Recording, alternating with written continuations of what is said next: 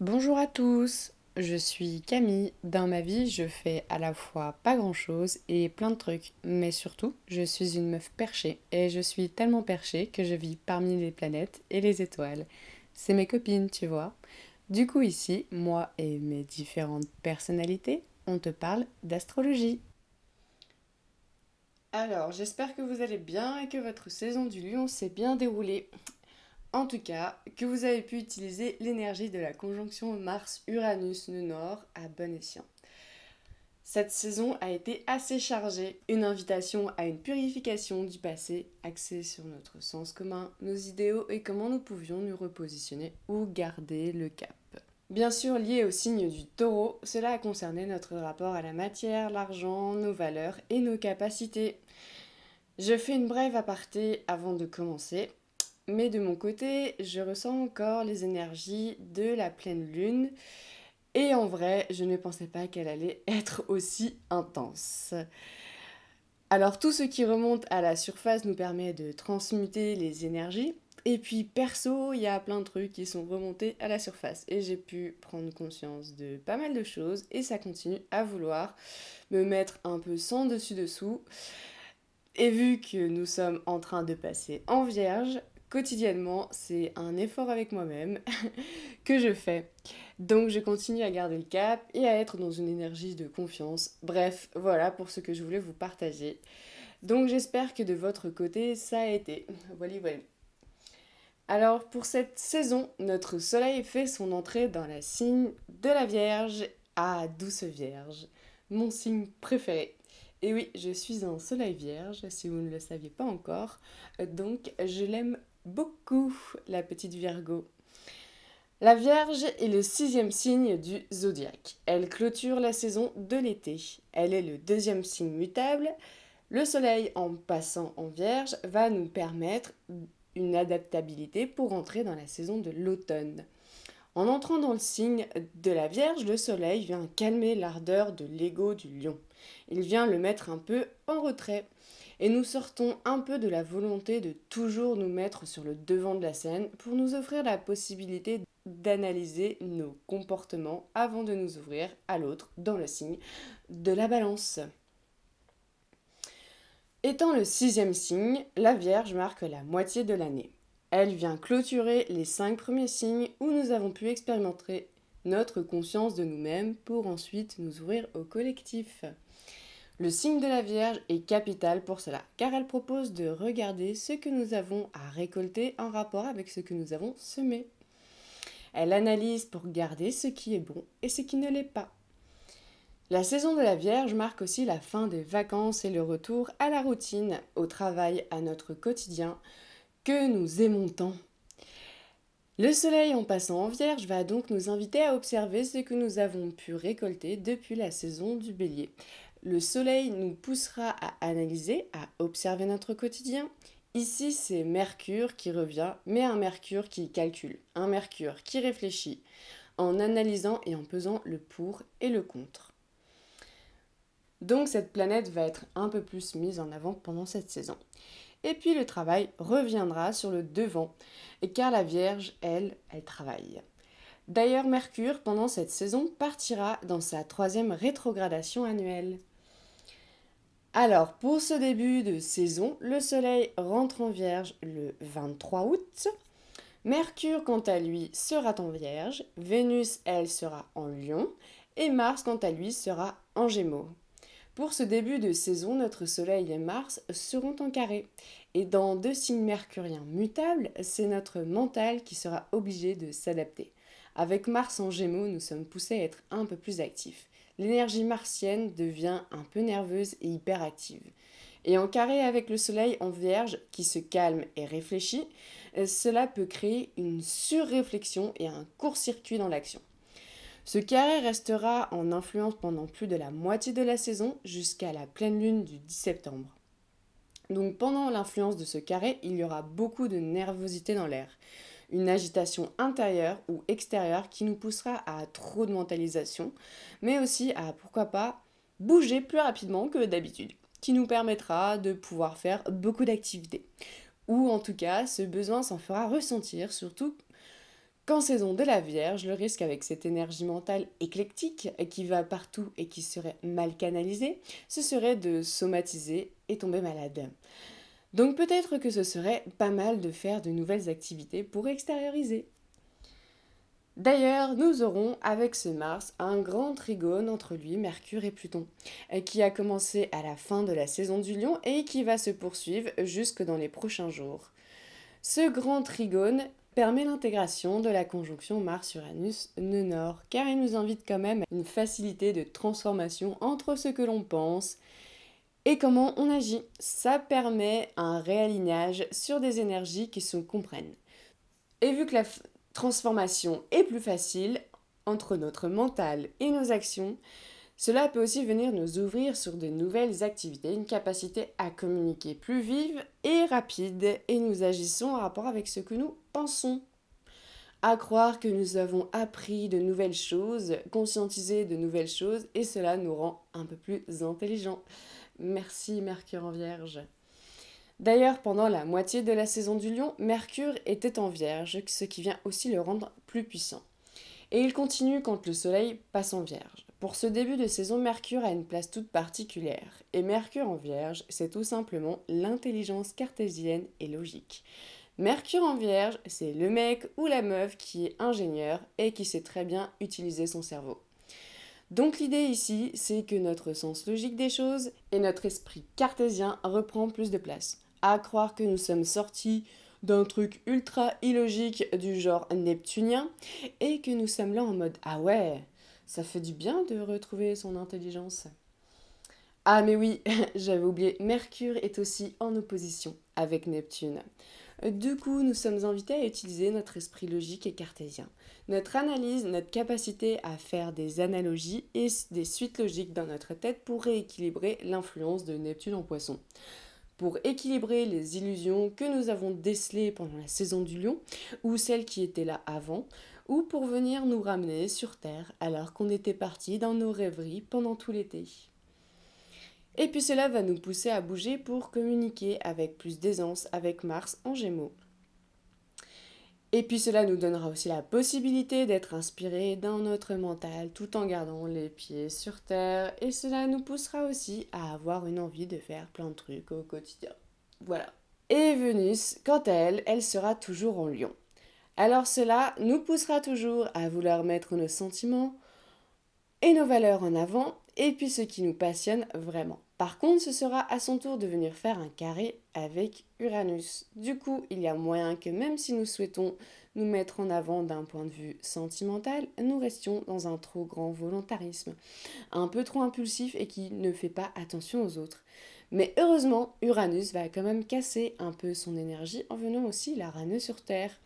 Et cela nous permettra de pouvoir avoir confiance dans nos sentiments et comment nous les exposons tout en gardant l'idée de la remise en question.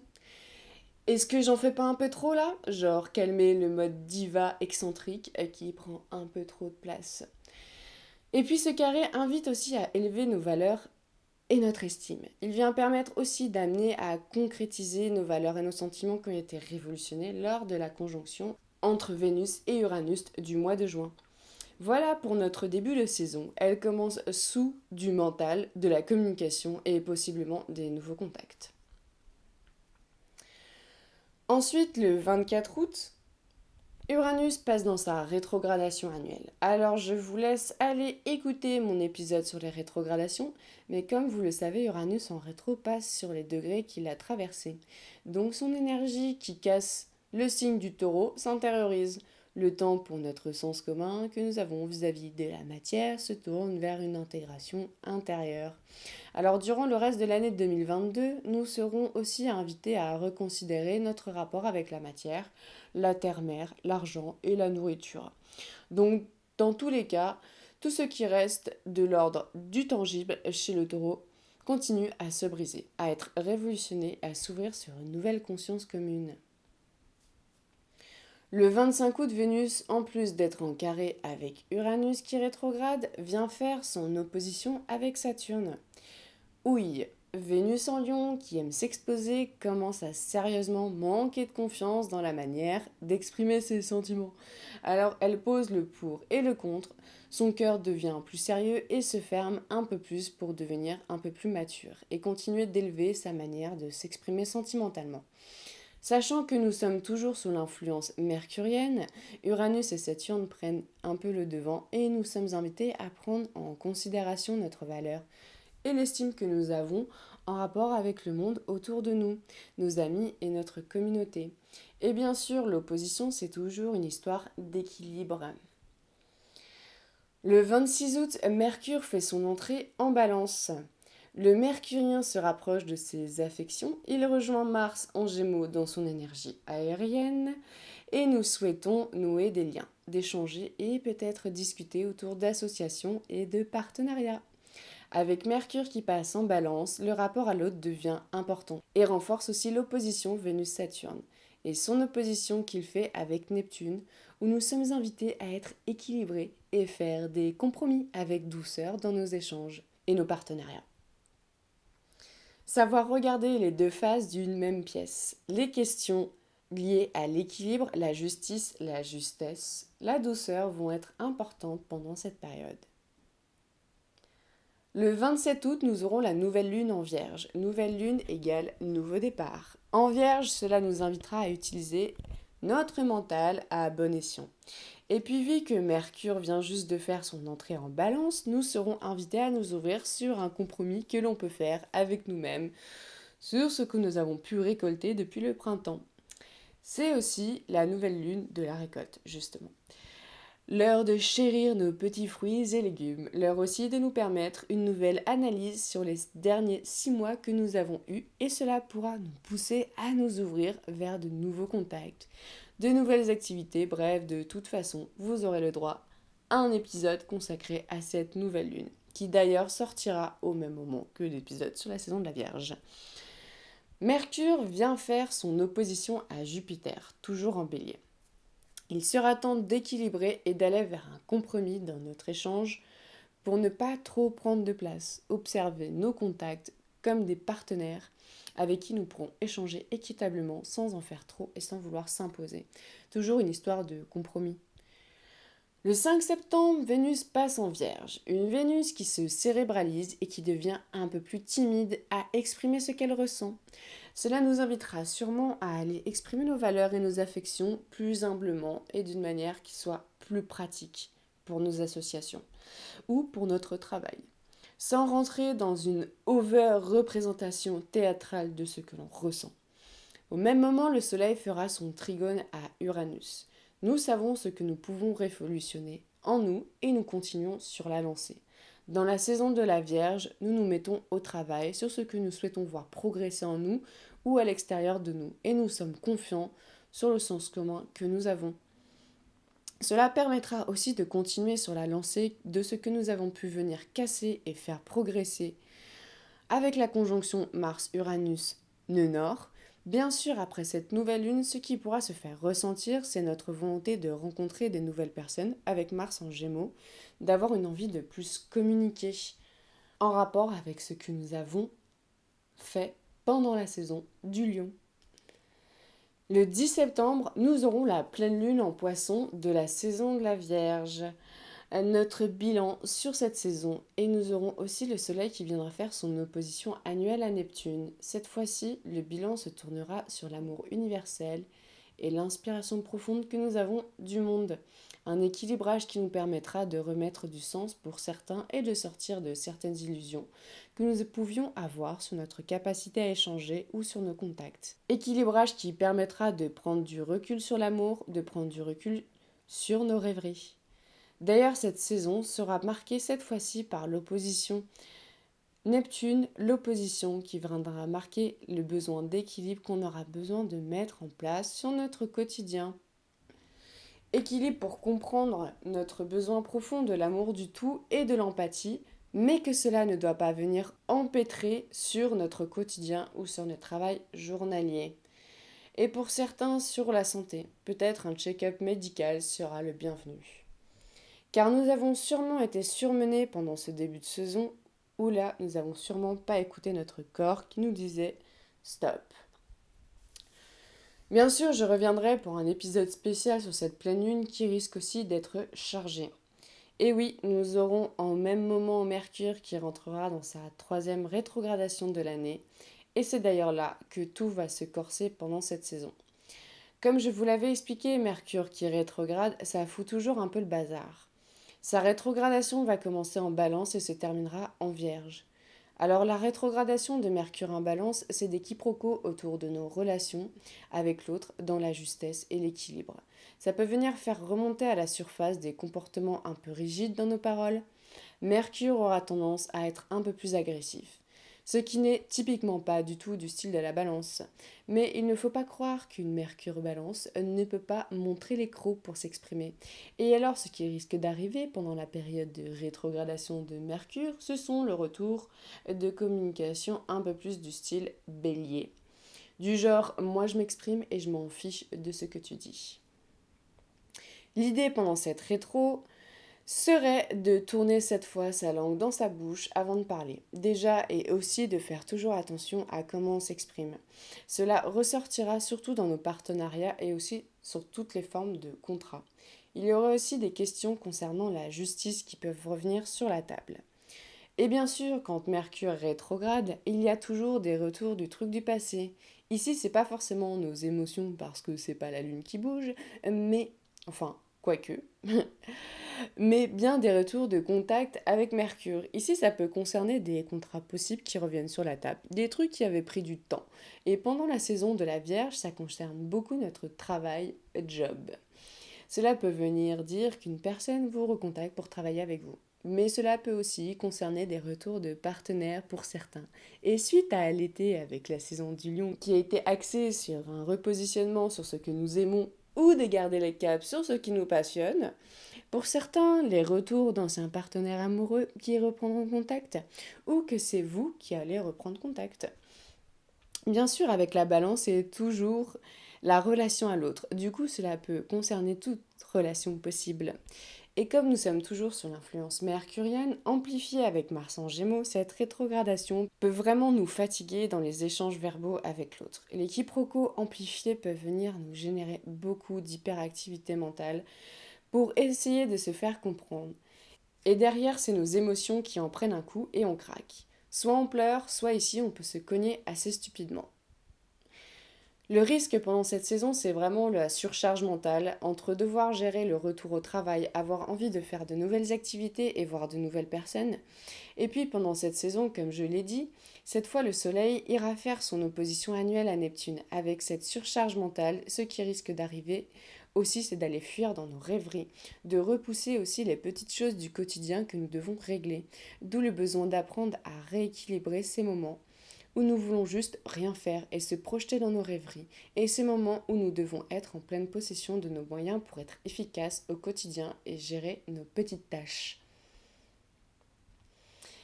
Et Vénus viendra faire un carré avec Mars. Les deux amants maudits du zodiaque ne sont plus trop d'accord. Vénus Vierge veut prendre le temps de réfléchir, regarder ce qu'elle estime d'une manière plus posée et cartésienne, et à côté Mars continue à vouloir aller partout et nulle part.